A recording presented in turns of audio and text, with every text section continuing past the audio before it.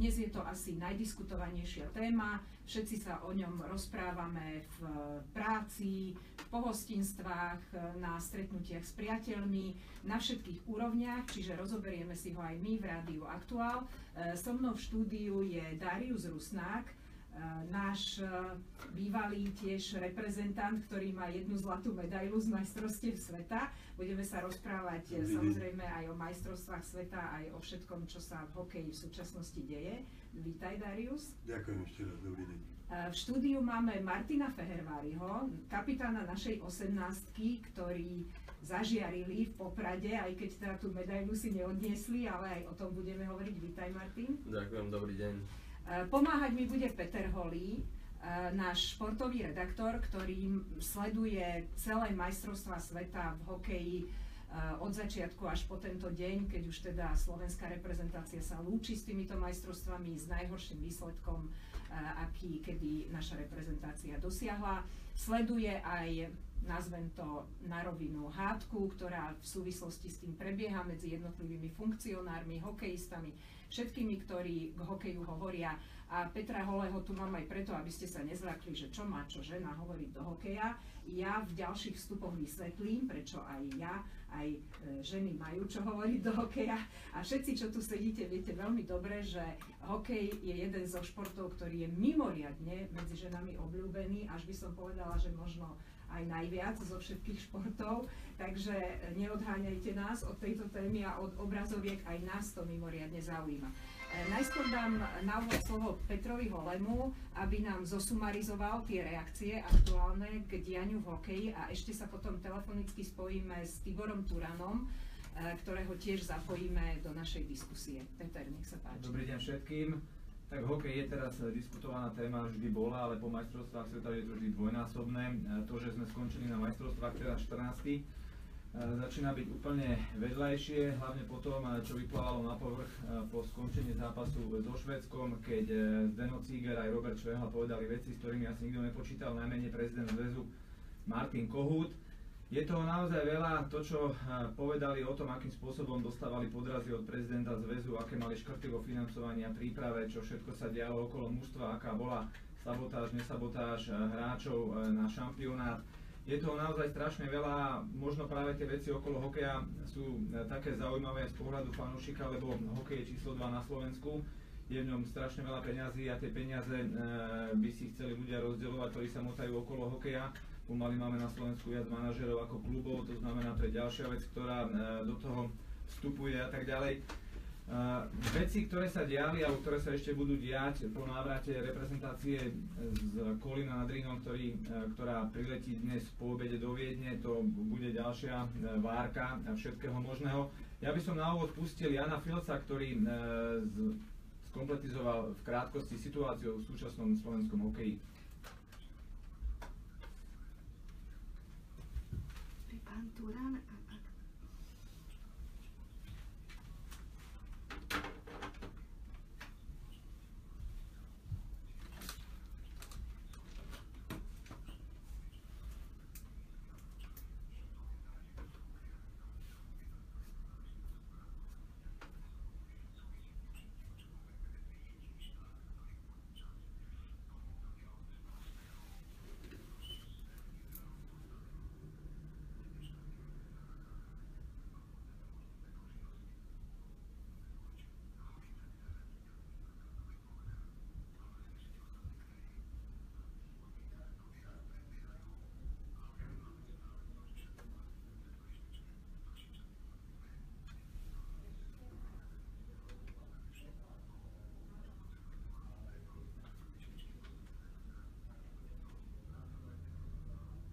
Tak to boli slova trénera majstrov sveta, Darius Rusnák sa mračí a má si aj prečo.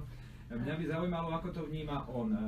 Darius, vy ste troška mimo toho úplného diania, toho centra, toho hokeja. Ako sa na to pozeráte? Hlavne na tie vyjadrenia Zdena Cígera. To podľa mňa nie je úplne normálna situácia, aby tréner po šampionáte takýmto spôsobom vyniesol veci, ktoré by mali ostať možno vo zväzovej kuchyni. Ozaj veľmi ťažko mi je hodnotiť túto situáciu, čo sa stalo po majstrovstvách sveta, ale je jednoznačne pravda, že signály pred majstrovstvami sveta boli, že strašne veľa ľudí do toho chcelo rozprávať s Zdenovi Cigerovi, nemal niektoré veci umožnené, treba vycestovať do zahraničia, za hráčmi tam s nimi porozprávať, lebo predsa je len osobný kontakt je oveľa dôležitejší, ako než cez počítače alebo nejaké tie linky rôzne. Čo si myslím,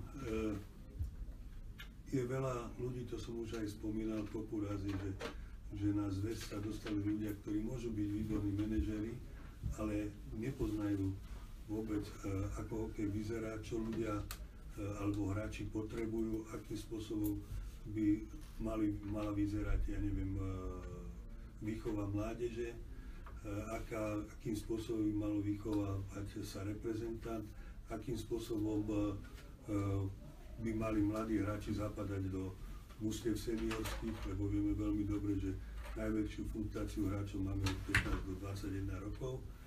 Týmto všetkom by sa mali zaoberať. Samozrejme, ale to nie je len to, a mali by sme sa zaoberať už aj tým, ako vyzerá, ja neviem, telesná výchova na školách, že stále je menej a menej hodín. Vieme dobre, že dneska napríklad schválili, že má byť o 1 hodinu viacej dejepisu, rozpráva sa o branej výchove, že má byť znova. Ale tak aj ten dejepis je dôležitý. Ja nehovorím, že samozrejme každý Slovák by mal vedieť o našich dejinách alebo vôbec o svetových dejinách, čo existujú, ale pre rast našej spoločnosti, aby bola zdravá, je tá telesná výchova veľmi dôležitá.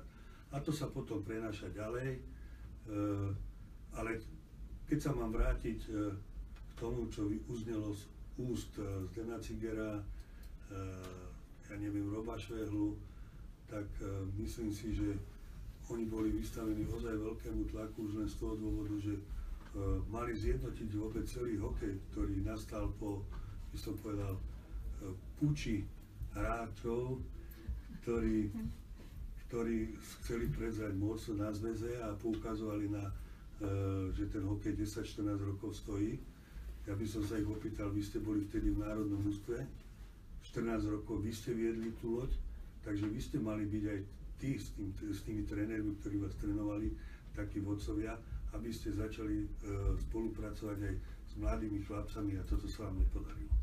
Ja teraz by som sa spýtala Martina Feherváriho, povedz ty svoj komentár. Ja teraz v posledných dňoch naozaj sa rozsypalo v rece s tým komentovaním a všetci sa k tomu vyjadrujú, ale teba, ty si taký zaujímavý v tomto, že teba sme ešte nepočuli. Ako sa na celú tú situáciu teraz na tej majstrovstvá pozeráš ty? No momentálne sa to určite ťažko hodnotí z môjho pohľadu, keďže je to niečo iné, v čom som ja, ako ja som doteraz bol iba v tej 20 a v 18 a teda ten seniorský hokej je úplne niekde inde, ale už z osobnej skúsenosti viem, že keď sú takéto problémy, tak vycíti to celá tá kabína, všetci tí hráči a určite to nepridáva na ich schopnostiach alebo teda sebavedomí. A určite to nie je nič príjemné, či už pre tých hráčov, pre tých manažerov alebo pre pána trénera. A pre tých hráčov, tí tam hrajú, tí sú na tom mladé a zodpovedný je aj tréner, zodpovední sú aj tí hráči, zodpovedný je aj prezident, takže nie je to nič skvelé a myslím si, že určite je tam cítiť ten tlak. Celé tie majstrovstvá boli tí chalani pod tlakom určitým, predsa len ten začiatok nebol najlepší a plus takéto veci, keď sa do toho vrhnú, tak nie je to určite nič príjemné pre nich a aj pre tých manažérov. Ďakujeme za tvoj názor. My máme na telefonickej linke Tibora Turana a potom pôjdeme s Petrom Holým ďalej v tých reakciách. Pán Turan, počujeme sa najskôr? Áno, výborne, máme signál. Ja len ďakujem pekne, vítajte v našej debate. Ja len pripomeniem, že vy ste svojho času boli proti kandidátom pánovi Kohútovi v tých voľbách, keď vyhral. Ako sa vy teda na tú celú situáciu pozeráte dnes?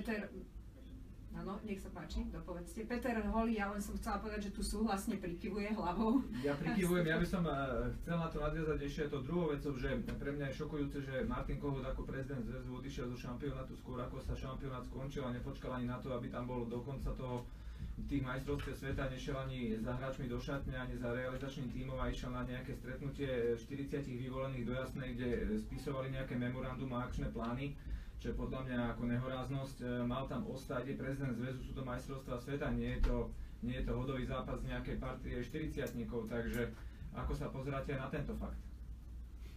Ja to môžem dneska triezvo hodnotiť, už mám náhľad tie emócie som neholom chceli tak bol pokryný, ale môžem povedať, že som sa zúčastnil 15 majstrovstiev sveta, jedných olympijských hier a každý jeden prezident zväzu na majstrovstvách sveta bol od začiatku do konca na týchto majstrovstiev sveta, dokonca ako členovia výkonného výboru.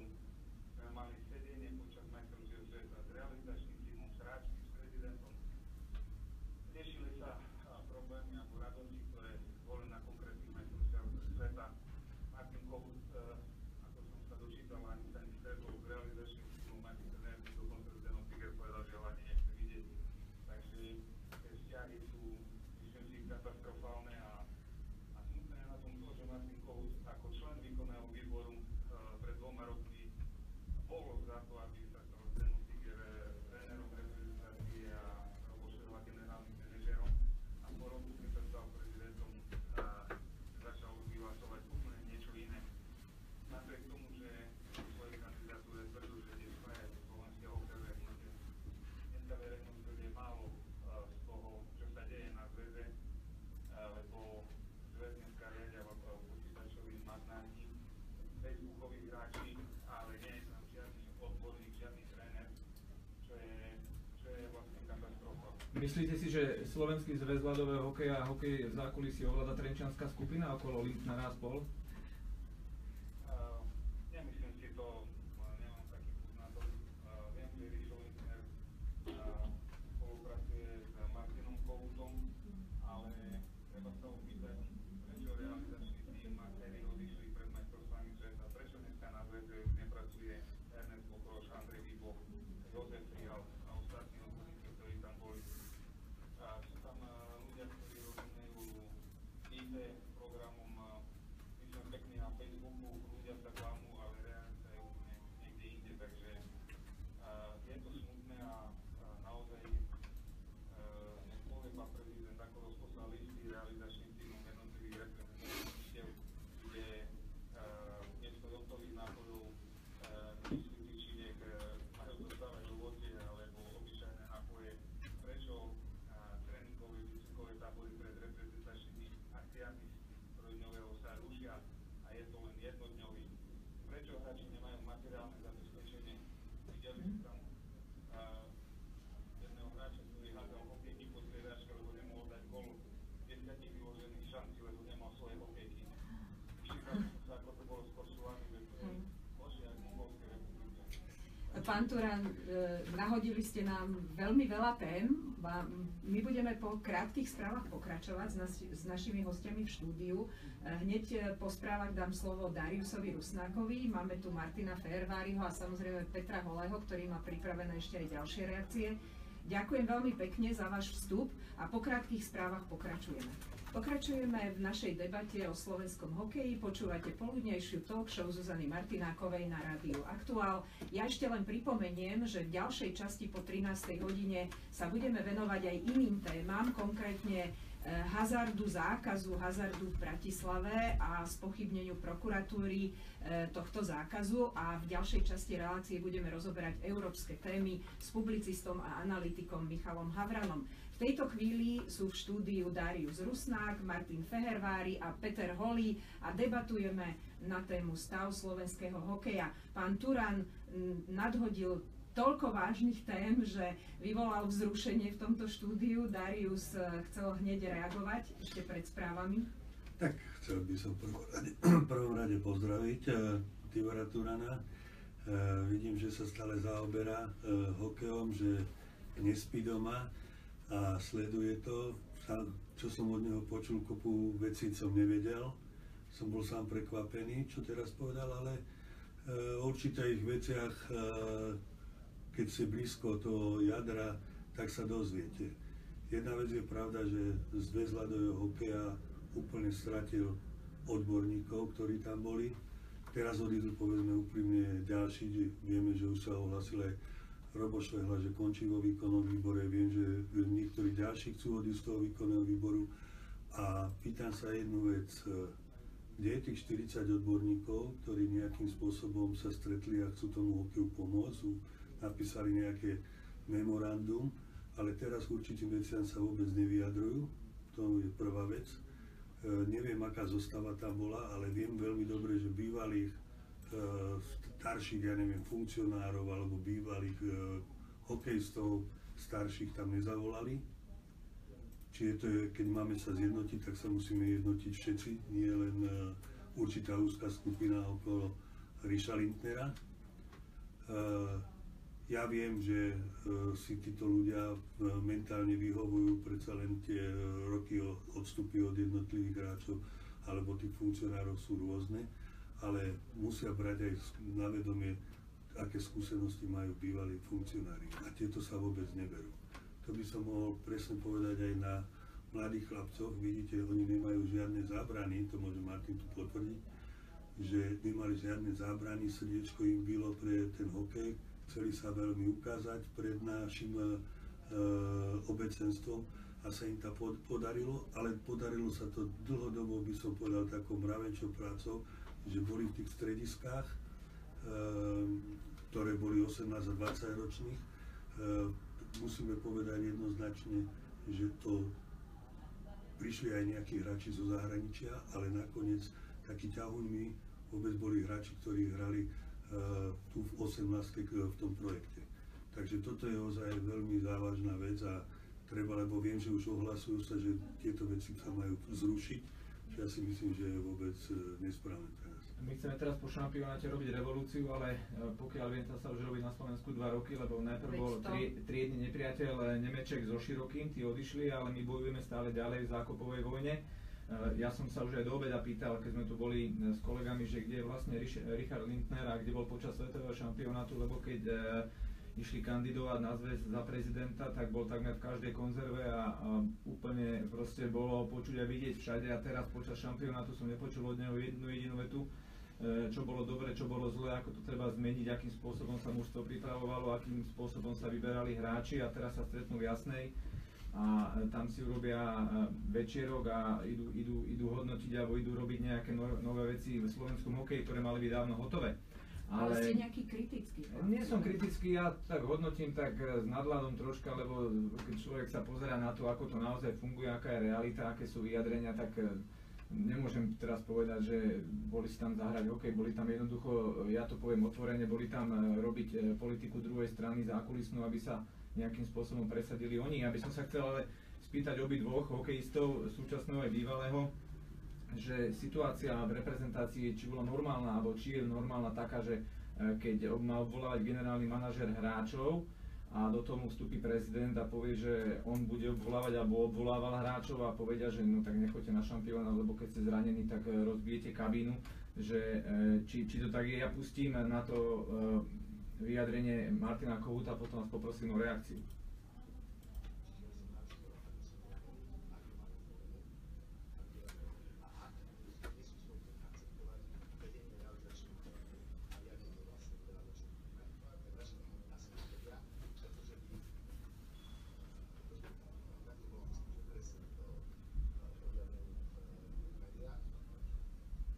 Taká zaujímavá reakcia. Martin. Ja osobne si myslím, že je to na každom jednom tom hráčovi osobne. Ťažko to hodnotiť. Nevieme, ako sa sám cíti ten hráč a ten, ako povedal pán prezident, tak povedal mi im svoj názor, čo si on myslí, ďalej to inak môže cítiť samotný hráč a na druhú stranu, keď dajme tomu ten tréner potrebuje toho hráča alebo by ho veľmi chcel, tak to už je, potom si myslím, že na tom samotnom hráčovi. Ja osobne som mal tiež nejaké zranenia a tiež som často uvažoval, či ísť na repre na zraz alebo nie, keďže som nebol v 100% stave, ale Ako som povedal, je to na tom samotnom hráčovi, či sa rozhodne už ísť alebo nie, je to na ňom samotnom a určite to nie je nič príjemné, keď takto si nakladajú, dajme tomu, prezident s hlavným trénerom a teda nevedia sa zhodnúť, či teda osloviť toho hráča alebo mu zakázať alebo takto. Taká tá neistota medzi nimi musí na toho hráča nejako vplývať, keď ten hráč cíti, že či tam je ten záujem, nie je ten záujem. Ja osobne si myslím, že určite áno. Tak predsa len, keď vám zavolá najprv tréner, že by vás veľmi rád chcel, alebo takto, a potom vám zavolá pán prezident, že pokiaľ sa cítiš horšie, alebo nie, tak nechod. Je to trošku diskutabilné, ale určite to nie je nič príjemné.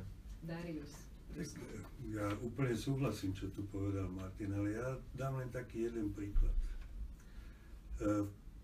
Určite prezident, keď si vyžiadal takéto právomoci, že chce vstupovať do nejakej zostavy a tak sa mal snažiť, aby tí hráči za každú cenu prišli s tým, že máme predsa lekára a lekár hodnotí jeho zdravotný stav, či je schopný alebo nie je schopný reprezentovať.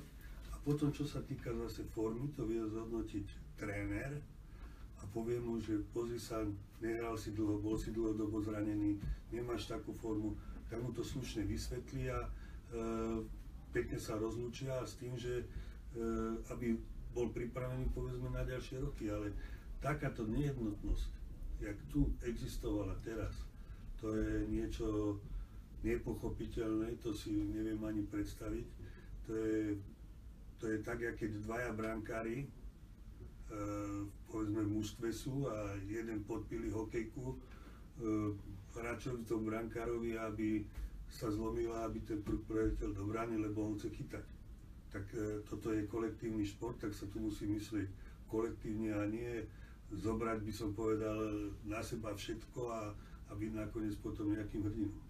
Zdeno Cigar celú tú situáciu nazval okolo reprezentácie, že to bola vedomá sabotáž, čo je dosť silná káva. On samozrejme reagoval, alebo respektíve nadväzoval na to, čo povedal Robert Švehla, že nemali to zabezpečenie materiálne. Raz mali korčule, potom nemali korčule, potom mi tie korčule vrátili, potom mali hokejky, potom zase nemali nápoje.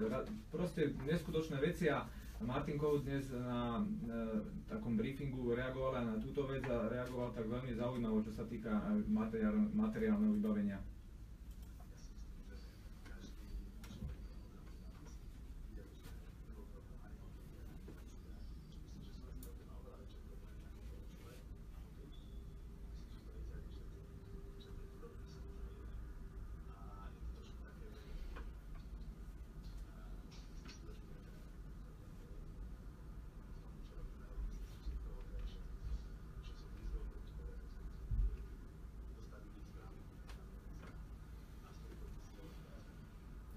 Sú v hokeji správne ľudia na správnych miestach? Sú v reprezentácii hráči, ktorí by tam mali byť, to znamená tí najlepší z najlepších klubov, proste hráči, ktorí mali aj dobré sezóny, a iba tak námatkovo som si našiel na internete, možno poviem úplnú hlúposť, Samuel Takáč bol najlepším hráčom vo Francúzsku a v reprezentácii vôbec nebol. Hovorka ako najlepší strelec ligy vôbec nebol v reprezentácii. Chýba tam napríklad Čiliak Marek, ktorý bol najlepším brankárom Českej ligy, ktorý je rozhľadaný s celým zväzom.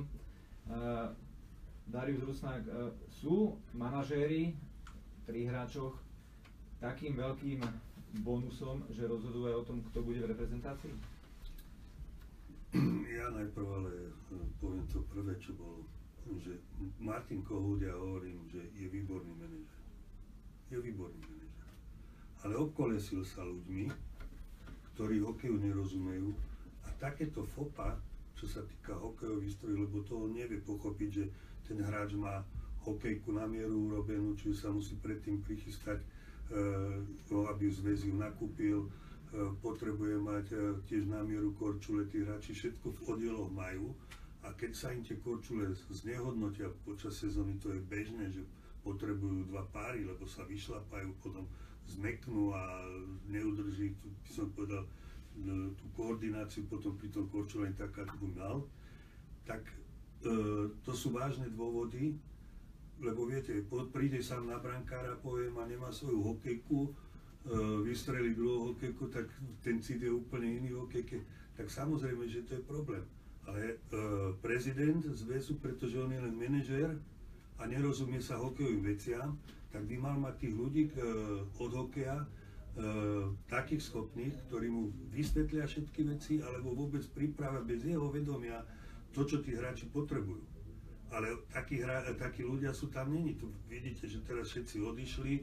Ja nehovorím tí chlapci mladí, čo tam boli tí maséri a tak. To sú chlapci, ktorí boli 10 rokov v 20-ke, čiže tieto veci oni ovládajú, ale nemajú vplyv na to, aby povedali toto chýba v Národnom ústave. Oni si neotvoria ústa, aby ich náhodou nevyhodili. Viete, takže toto sú dve také zbrane. Druhá vec je, že ozaj tí ľudia, ktorí teraz tam pracujú, jak povedal Turan Tibor, že fakt sú len ITčkári a všetko chcú riadiť cez počítače a ja neviem, takéto veci. To sa nedá. Nastáva tu taká debata, že všetci hovoria o neférovosti, všetky strany. Je to naozaj dnes také veľmi rozhádané, na ktorú stranu. Ja keďže tu kritizujeme ten seminár, tak ja som si to tu otvorila na počítači, že čo sa tam riešilo, akí ľudia tam boli.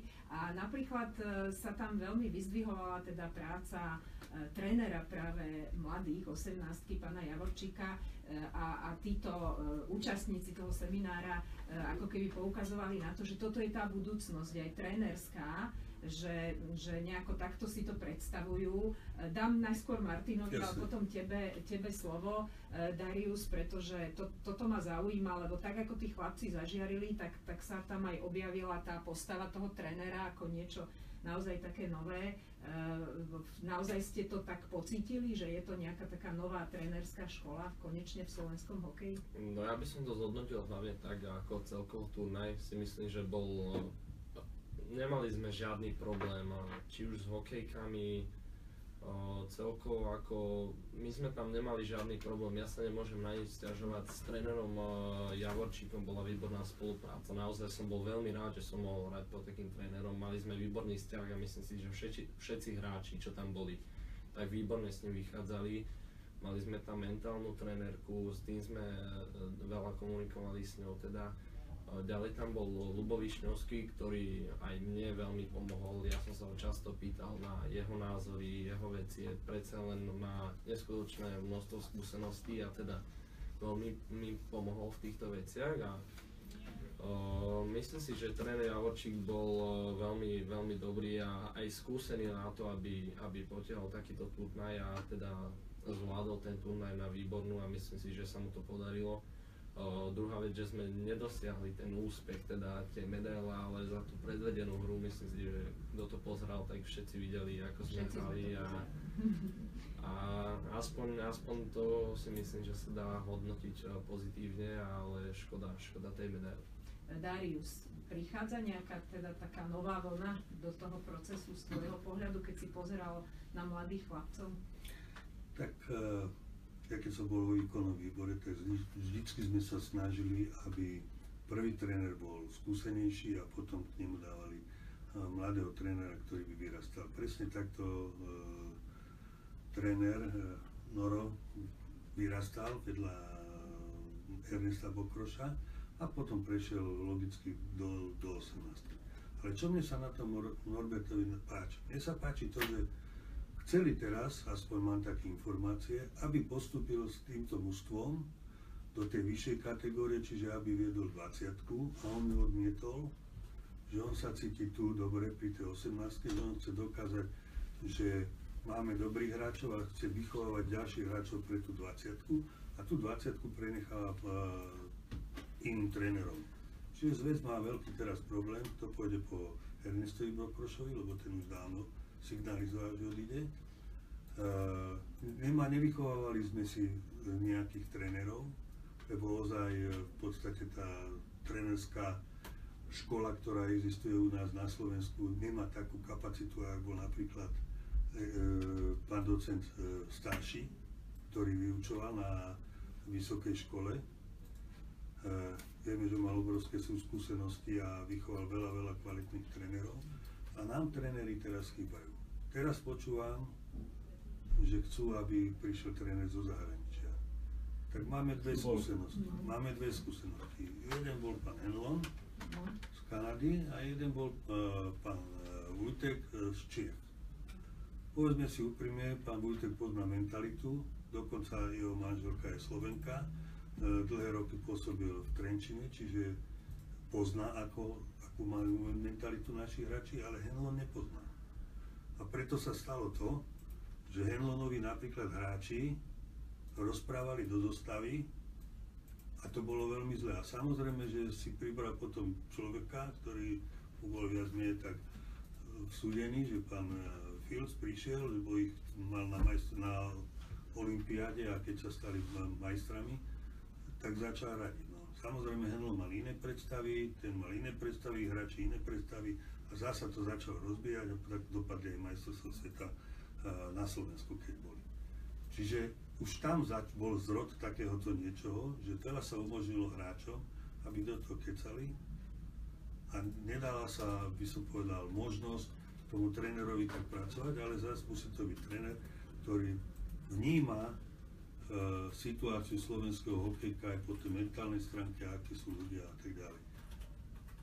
Po krátkych správach, ktoré máme pripravené, budeme pokračovať a ja by som bola veľmi rada, keby sme po tých krátkych správach už otvorili tému tej budúcnosti hokeja. Či teda vychovávame a čo pre tých mladých ľudí robíme, aký je život toho mladého hokejistu, kým sa dostane aspoň tam, kde je Martin Fehervári a teda my dúfame, že aj oveľa ďalej. Mnohí z nás, aj ja, aj Darius pri svojich synoch sme to prežívali, aj Martin si to pamätá, ten detský hokejový život, takže po správach na Rádiu Aktuál sa budeme rozprávať o budúcnosti slovenského hokeja, čo robíme pre výchovu našich mladých hokejistov. Počúvate talk show Zuzany Martinákovej a so mnou v štúdiu sú Darius Rusnák, Martin Fehervári a Peter Holý, náš športový redaktor. Zo štúdia Aktuál pokračujeme v našej diskusii o stave slovenského hokeja, ale najmä o budúcnosti slovenského hokeja, lebo naozaj aj tieto majstrovstvá za chvíľku budú minulosťou, ale to, čo je pred nami, je najdôležitejšie, či nás ešte hokejisti budú tešiť svojimi dobrými výkonmi, či budeme tak pri obrazovkách, ako sme boli naposledy, keď hrali naši mladí chlapci v Poprade, či sa budeme tak tešiť na každý zápas. Určite všetci, ako tu sedíme, možno, že Martin až tak nie, ale aj Peter Holý, aj ty, Darius, tú debatu o tom, že či dobre vychovávame mládež, či má podmienky na to, aby nám vyrastali talenty na Slovensku, tak túto už vedieme všetci dlhé roky, už sme pri nej zostarli, deti nám pri nej vyrástli a veľmi málo sa zmenilo. Na jednej strane išla tá debata smerom, že chýbajú nám štadióny, chýba nám zázemie. Druhý smer, ktorým tá debata sa uberá, či máme ten trénerský potenciál na to, či vôbec dobre tú mládež trénujeme, to by ma zaujímalo, pretože to sme my, rodičia, na štadióne riešili takmer denne. A tretia je samozrejme tá, že či teda vieme vychovať tých hokejistov svetovej kvality tak, aby sme mali mužstvo, ktoré sa opäť bude šplhať medzi tých najlepších v hokeji. Takže nejakými týmito tromi smermi by sme mohli ísť. Začneme tým materiálno-technickým vybavením. Lebo sa blížia majstrovstvá sveta u nás 2019 a teraz bude otázka, že či využiť ten potenciál tej 18-ky a 20-ky a budúci rok urobiť ako taký skúšobný, tam nemôžeme vypadnúť, sme chránení, takisto ako Dáni, alebo že či to postaviť zase na nejakých hráčoch, ktorí budú môcť, nebudú môcť, bude sa im chcieť, nebude sa im chcieť, či radšej tých 18-karov tam nedať, aj keď je dilema a všetci vravia, že je to skoro, nie každý je Palfi, ktorý môže nastúpiť v 18 alebo Šatan. Darius Rusnák, ako to vidí zo svojho pohľadu? Tak veľa takýchto názorov som aj ja počul, ale treba si uvedomiť, že to bol len prvý kročík týchto mladých chlapcov, že dokázali, že sú schopní a ďalej vyrastať ako výborným hokejistom. Ale to neznamená, že oni teraz prídu z 18-ky a môžu hrať za národné mužstvo. To, buďme si úprimní, keď z tejto 18-ky vybehnú 3-4 hráči do seniorského mužstva, že sa dostanú, to bude veľký úspech. Z druhého pohľadu ale zase hovorím, že majú tú obrovskú šancu presadiť sa, ale povedzme si teraz otvorene, kde sa môžu presadiť a kde nie. presadiť sa môžu, poviem to úprimne, v zahraničí, len ešte v takomto veku moc tých hráčov nekupujú, lebo predsa len tá výkonnosť ich nie je taká, jedine do tých juniorských súťaží. A u nás sa tiež nedostanú do mužstiev seniorských z toho dôvodu, že my dávame príležitosť zahraničným hráčom, aby zaberali miesta takýmto mladým, kvalitným hráčom, ale tí mladí chlapci musia mať možnosť stále hrať. Lebo ako náhle vypadnú z toho procesu, že nehrajú pravidelné zápasy, ich výkonnosť ide strašne dole. Áno. A ďalšia vec je, ja to tak poviem, že to oni tiež vedia, že radšej mať 2, 3 kúpiť zahraničných hráčov kvalitných, zaplatiť ich možno všetky tie peniaze, čo dali do tých 12, 10 hráčov. A ty a vždycky potom takému hráčovi dať jedného mladého, aby ho vychovalo. To bolo bežné za našej doby. Že takto sa to robilo, že kvalitnému hokejistovi pridali mladého a ten sa o ňo staral, ten mu ukazoval, ako má hrať. Samozrejme, že koľko razy aj na toho mladého z Rukula musel počúvať. Teraz to už poriadne ani neexistuje, takže z tohto pohľadu je to veľmi zložité. Martin, ty hrávaš aj v zahraničí, takže súhlasíš s tým, čo tu bolo povedané, že tá zahraničná skúsenosť je v takom tom tvojom veku úplne kľúčová? No, ja by som povedal z vlastnej skúsenosti. Som nastúpil ako 16-ročný za mužov vo Švédsku a myslím si, že neviem, ako to funguje na Slovensku. Samozrejme viem, že nejakí hráči boli vyťahnutí, ako Marian Studenič minulý rok, Samuel Buček. Ale vo Švédsku každý jeden tím má na súpiske jedného stáleho, možno aj viacerých 3-4 juniorov, ktorí pravidelne nastupujú za áčkarské týmy, teda za seniorské. Napríklad taká Frölunda, viem, že mali 6 hráčov, ktorí pravidelne chodevali za teda seniorský tím. V mojom týme túto sezónu bolo nastúpených nejakých 8 hráčov, 9 hráčov možno, čo za celú sezónu nastúpili na nejaké zápasy s mužmi. Neviem, ako to tu funguje, ale viem, že tých chalanov moc neťahajú hore a v tom zahraničí naozaj je to trošku iná tá mentalita, že ako povedal pán Darius, že tým dobrým hráčom dajú jedného mladého a ten sa od nich učí. Je to určite veľmi, veľmi dobré a funguje to, ako vidíme na tých hráčov, Švédoch, Fínoch. Je to tak, poznám chalan ešte o rok mladší odo mňa a momentálne pravidelne hral celé play-off za Frölundu. A tiež ho dali najprv k veľmi skúsenému hráčovi, potom hrával viac a nakoniec skončil ako jeden z najlepších obrancov a play-off hrával presilovky, všetky situácie ako 17-ročný chalan, teda ešte mal 16. Zjavne si Švédi prebrali od nás veci. Nie, ale je to presne... Prečo to odišlo z našej výchovy, tento spôsob? No lebo chcú, každá ligové mužstvo chce uspieť, vyhrať a ja neviem ako... Takže z tohto pohľadu to je ozaj veľmi, by som povedal, zlé v našom hokeji. Ale ešte by som dodal ďalšiu vec. Hráči, povedzme tí, ktorí sú pripravení, boli v tom cykle tých 20-ročnom, kde hrali za 20-ku, tak keď sa vrátili z majstrovstiev sveta, vracali sa do svojich klubov. A tie kluby ich poslali hneď dole do juniorov, že tam, čo nadobudli nejaké skúsenosti z tej 20-ky alebo z tej ligy, tak zrazu potom ich dali dole do juniorky a že tam hrajte. Čiže tu je úplne v tomto zmysle to veľmi zlé. Ja si myslím, že mala by sa utvoriť poriadna liga juniorská. Juniori by mali dostávať nejaké aspoň tie malé finančné prostriedky. A samozrejme, aby mali všetko k dispozícii. V prvom rade je to výstroj, lebo to sa odvíja, poriadne by mali mať aj stravu a tak ďalej. A samozrejme potom nejak, aby neodišli, lebo potom veľa hráčov nám odchádza, ale väčšinou takí, ktorí majú dobrého manažera alebo skauta, tak tých dotiahnú do zahraničia ale zase musia vedieť, do akého mužstva ho dať a tak ďalej. A toto je ozaj veľmi zložitý proces, ale najjednoduchšie je, keď my si sami vychováme takto hráča. A za našej doby, keď bola Československá liga, to aj existovalo, povedzme si úprimne, hráči od Hosu, Gáborika, tak všetci vyrastali ešte na tom československom hokeji a tí sa radšej sa prejavujú. A teraz na Slovensku toto začína veľmi chýbať, lebo títo hráči v podstate dohrávajú svoju kariéru hokejovú a nie sú. Darius, na toto nadviažem, Peťo, potom ti dám slovo, pretože Martin Fehervári je jeden z tých, ktorí trénovali od malička trochu netypicky, je teda absolventom tej hokejovej školy Svište.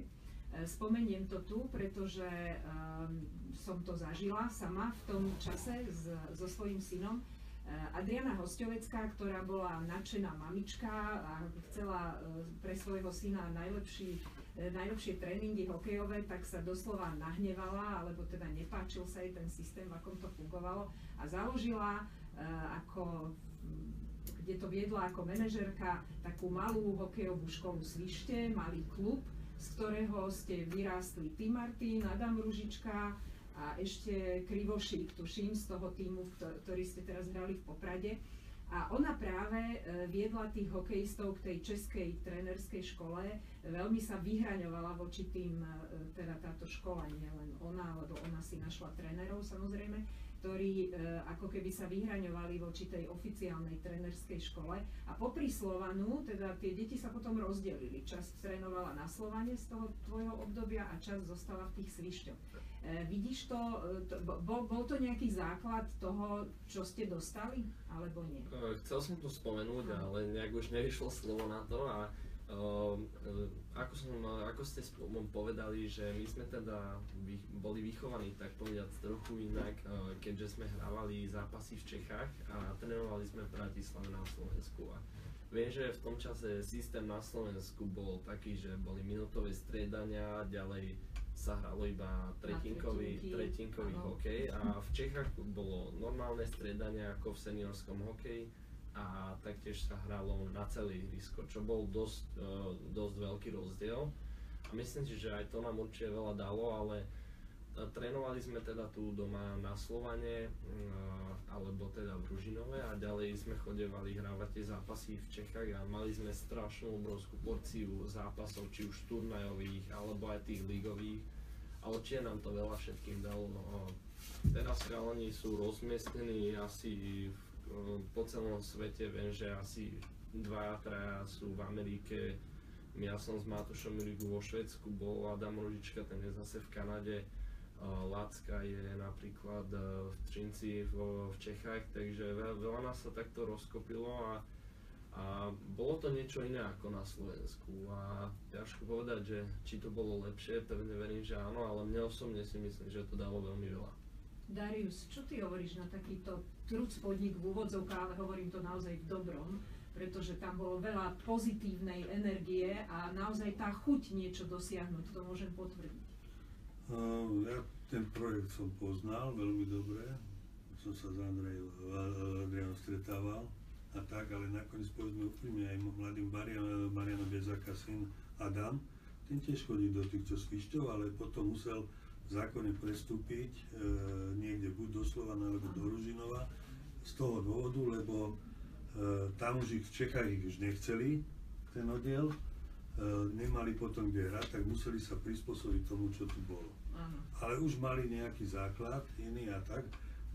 Myslím si jedine, v čom to bolo výhodné, bolo to, že odohrali veľa zápasov, že nehrávali, ja neviem, na tých maličkých klziskách. No ale prečo sa stále na tom lipne, aby sa hralo na tie tretinky, na tie striedania? Veď práve to je to, že má byť nejaký manažér, ktorý má na starosti celú metodiku, alebo metodik, a ten má povedať, týmto smerom sa bude uberať náš hokej. Viete, lebo ja si pamätám takú dobu, že hokej sa uberal tak v 18-ke, sa hrávalo kedysi so stiahnutým centrom a v 20-ke sa hrávalo so stiahnutým ľavým krídlom.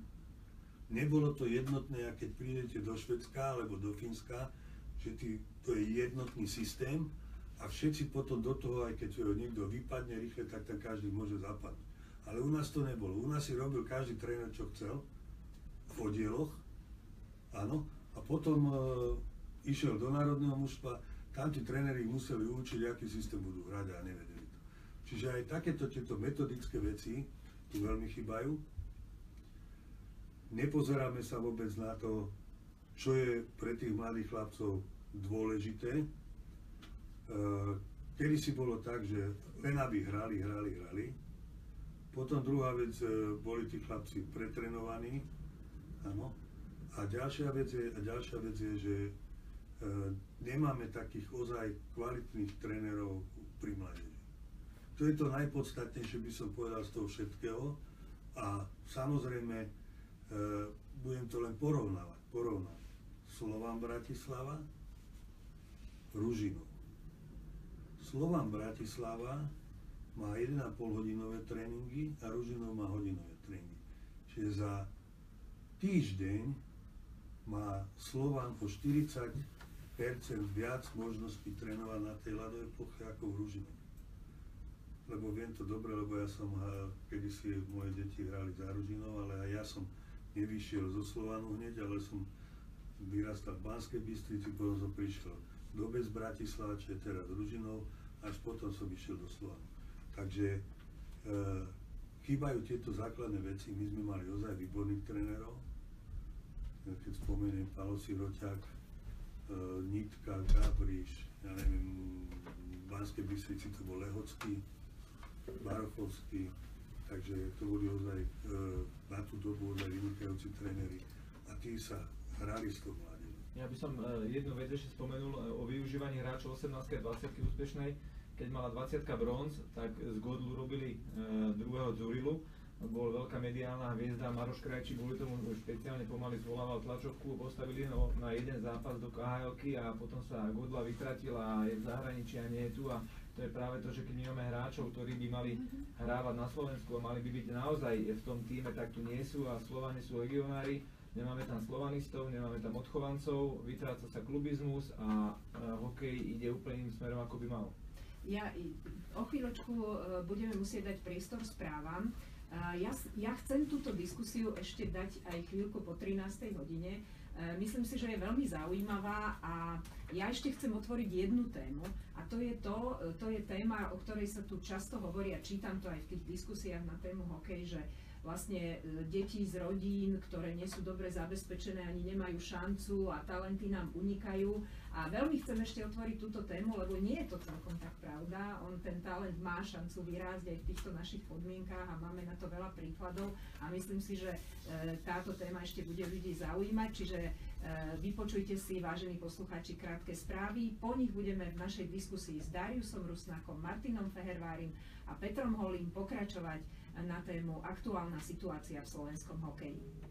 Príjemné poludnie vám želá aj Zuzana Martináková od mikrofónu so svojimi hostiami. Rozprávame sa o hokeji, o jeho minulosti, prítomnosti a budúcnosti. Ja len pripomínam, že v druhej časti našej talk show sa budeme venovať ešte téme hazardu, respektíve zákazu hazardu v Bratislave a spochybneniu prokuratúry tohto zákazu hazardu. V štúdiu bude so mnou mestský poslanec Marian Grexa a na telefóne budeme mať Petra Beňa, hovorcu petície za zákaz hazardu v Bratislave. A v poslednej časti relácie približne o 13. hodine 30. minúte bude so mnou v štúdiu politický analytik, publicista Michal Havran. Budeme sa rozprávať na európske témy. Dnes sme tu ešte s Dariusom Rusnákom, Martinom Fehervárim, Petrom Holím a ako som už avizovala pred správami, veľmi rada by som otvorila takú tému, o ktorej sa teda veľa hovorí, aj píše, že či teda majú chlapci šancu vôbec vyrásť na hokejové hviezdy, ak nemajú doma absolútne najlepšie zázemie, aj finančné, aj podporu rodiny. Poviem teraz trošku takú vlastnú skúsenosť, kým vám dám slovo. Nemyslím si, že je to celkom tak. Myslím si, že to, čo tie rodiny v súvislosti s hokejom absolútne najviac zaťažuje, možno ani nie je tá finančná stránka. A dnes dokonca tie kluby vedia naozaj zabezpečiť finančne výstroj a tie náklady, ktoré sú s tým spojené, ale je to skôr manažment tej rodiny.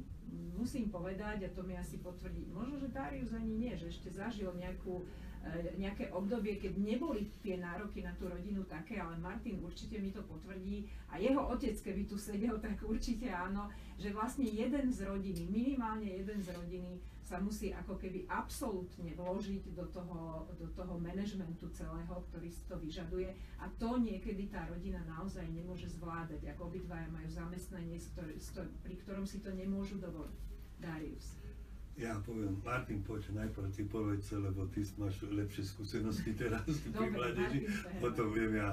Tak môj otec je naozaj veľký fanúšik, je aj dosť zainteresovaný. Ale pozdravujeme týmto, ak nás počúva. A ja by som ho chcel pozdraviť, nemal by toľko kričať po mne. Je naozaj veľmi zainteresovaný do toho hokeja a od malička v podstate, ja som sa dostal k hokeju, takže brat starší hrával a teda ja som od malička vyrastal na štadióne a teda otec to už na mňa tak namotal, že no a ty ideš hrať hokej, nič iné. Ja som chcel byť do začiatku futbalista a áno, ako ste povedali, je to teda to manažovanie celej tej rodiny, aby sa prispôsobila ako tak k tomu teda mne momentálne. Teraz už som starší, je to trošku iné, ale keď som mal tých 13 rokov alebo 10, tak sme naozaj veľa cestovali. Otec cestoval často so mňou a mám mladšiu sestru a teda staršieho brata, o staršieho brata nebol problém, ale o tú mladšiu sestru vždy musel tam... Toľko času, čo to malé dievčatko strávilo na štadióne, veď sme sa s ňou hrávali, zlatučka bola a veľmi trpezlivá, aj tá musela priniesť svoju obeť. No samozrejme, každý ten jeden člen si niečo vytrpí, dajme tomu, že kvôli tomu hokejistovi, ktorý teda hráva, alebo všeobecne ku každému športovcovi, si myslím, že je to tak a taktiež aj mamina veľa času so mnou strávila na štadiónoch, aj veľká časť rodiny teda a ako ste povedali, že nie každý, kto nemá až také finančné prostriedky na to, aby hrával ten hokej, tak vždy sa dá niečo vymyslieť a otec tiež sa snažil všetko možné vymysleť, aby mi zaplatil ten turnaj, ten ďalší nejaký víkendový kemp alebo niečo také, ale niekedy proste ani to netreba a keď ten chalan trénuje ako má a chce to robiť, tak to je hlavný ten kľúč k tomu. Darius. No, ja teraz poviem tak, že samozrejme mal dvoch synov, ktorí hrávali hokej, jeden hrával, alebo ešte hral minulý rok za Ružinov, druhú ligu a mladší ten je zase zahraničný a hrá tiež hokej. Ale to chcem povedať, že v prvom rade to musí byť rodina, ktorá chce tým deťom ísť čo najviac ústretí. Pokiaľ sa stotožňa rodičia s tým, tak tá cesta je, by som povedal, jednoduchá, aj keď tie finančné prostriedky nie sú. A ten hráč, alebo ten chlapec, musí mať len snahu ozaj kvalitne trénovať, makať na sebe a potom sa dostajú výsledky. Ja by som to porovnal na sebe. Ja keď som bol malý, tak videl otec, že raz na tréningu som odflakol niečo, prišiel ku mne a tak ma začal fackovať hore, až keď sme prišli od Banskej z Klziska domov a povedal, že nebudeš hrať hokej.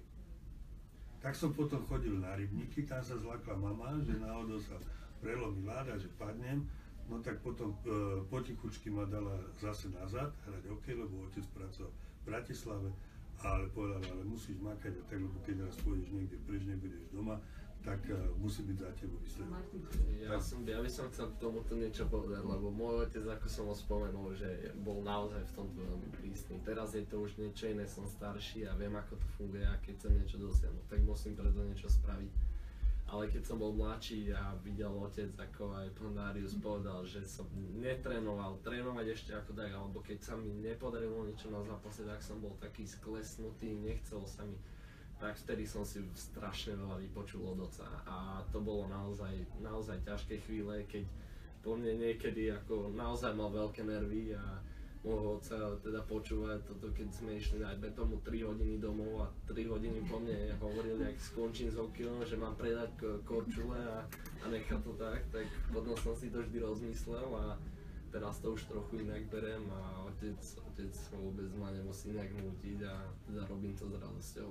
Takže Zuzka, máš úplne pravdu v tomto, že ľudia, keď chcú pomáhať ako športu alebo svojim deťom, tak musí sa samozrejme rodina prispôsobiť a dá sa to.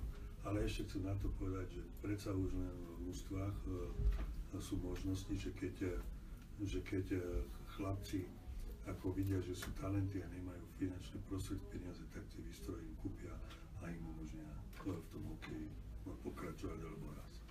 Ďakujem pekne za túto vynikajúcu debatu, mňa veľmi osviežila. Ja som veľmi rada, že som mohla priniesť aj diskusiu o hokeji, nielen o vážnych témach, pretože, ako som už na úvod povedala, je to jeden zo športov, ktorý aj mimoriadne milujú ženy, sú ich plné štadióny, dokonca aj tých mamičiek sú plné štadióny, ktoré chodia s tými maličkými deťmi trénovať. Ďakujem veľmi pekne za túto diskusiu aj mojim hosťom v štúdiu, Dariusovi Rusnákovi. Ďakujem veľmi pekne. Martinovi Fehermárimu. Ďakujem. A nášmu športovému redaktorovi Petrovi Holému.